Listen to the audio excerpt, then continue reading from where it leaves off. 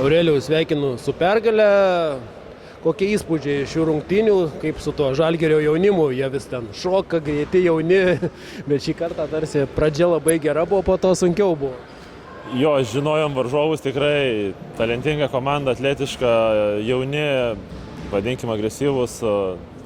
Tikrai kai kuriuose epizoduose mus ten gali ir apšokinėti ir viską padaryti, bet treneris tai labai akcentavo tos dalykus, mes vis tiek vadinkim truputį galbūt fiziškesni, tai šituo dalyku ir bandėm laužti rungtynės ir iš pradžių tas labai gerai pavyko, po to Žalgiris truputį priartėjo, bet vis tiek laikėmės tą pačią planą iki pat rungtynių galo ir pavyko išvoti pergalę. Kas veikė pradžioje, kas nustojo veikti po to, ar varžovai kažką pakeitė, kad tas rezultatas apsilygino, bent jau nustojo augti ir sumažėjo? Ne, galbūt atrodo taip, kad mes tikrai turėjom gerų progų metimui, metėm laisvi, nepataikėm, neišnaudojom tų gerų progų, o žalgiriečiai galbūt vienoje kitoje atakoje mūsų nubaudė, tas rezultatas toksai, plius minus apsilygino, tai tą persvarą vis tiek turėjom plius minus tokią, bet tiesiog galbūt mūsų keli tokie nepataikyti metimai leido jiems sugrįžti rungtynės.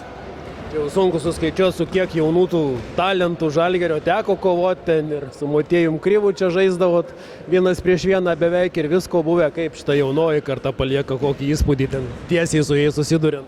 Tikrai visų pirma tai yra geroj sistemoje, gerose rankose, o visas jų tas, ką jie pasieks, viskas priklauso nuo jų įdėto darbo, nuo jų noro, nuo, vadinkim vis tiek, sėkmės, svarbu be traumų ir turėtų viskas būti gerai. Jaunai Lavrinovičių teko pačiupinėti, nežinau, ar vienas prieš vieną susidūrėte aikštėje? Galbūt kai kur prisilietėm vienas prie kito, bet tokios akistatos galbūt vienas prieš vieną nelabai turėjom. Tai nežinau, irgi atrodo talentingas viską, galintis galbūt plėsti aikštelę labiau kaip didelis, pataikantis, metantis. Tai, matyti, į tėtį. Į tėtis buvo tribūnos. Tai va. Aurelijau, baigėsi 3-3 sveikinimai, tuo pačiu su puikia pabaiga. Kaip jau gerai, kad baigėsi, ar gaila, kad baigėsi? Žinot, visą laiką ateina ta stadija, kada jau tas sezono galas yra laukiamas. Svarbiausia, pavyko gerai finišuoti, išvengėm kažkokių rimtesnių traumų, dar kažko. Tai dabar visas dėmesys į Marijampolės klubą, į 5-5 ir svarbu sveikatos leistų ir tikėkimės geriausio. Tas prisiderinimas atrodo, nes kai čia kalbėjom ir su treneriu, kad prieš tai parvažiuodavau, tai kartais lyg ir atrodė, kad dar trūksta supratimo, dabar viskas buvo įsivažiavę, po paskutinį išvyką, Šakiuose vėl ten apmaudus pralaimėjimas, bet kaip ta savijauta komanda, man atrodo, kad mechanizmas jau kaip ir veikia.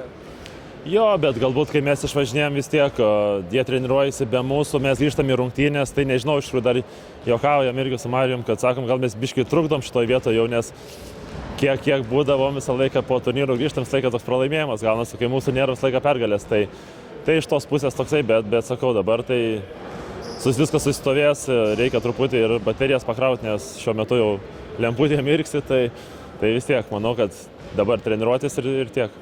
Liko 3 rungtynės šią savaitę, čia pirma turbūt tokia savaitė, kai 3 kart tenka žaisti, dar visiems kitiems dar užtenka jėgų, ne tik jums po kelionės. Tai tos jėgos kaip jėgos, svarbu charakteris. Charakteris tiek, manau, labiau nugali rungtynėse, negu ten, ar tu gerai jauties ar ne, kiek tu iš savęs išspausi, tiek ir bus. Bet vėl, žinom, Klaipėda, jauna komanda, bėganti treneris žinomas, tai smagu bus susitikti.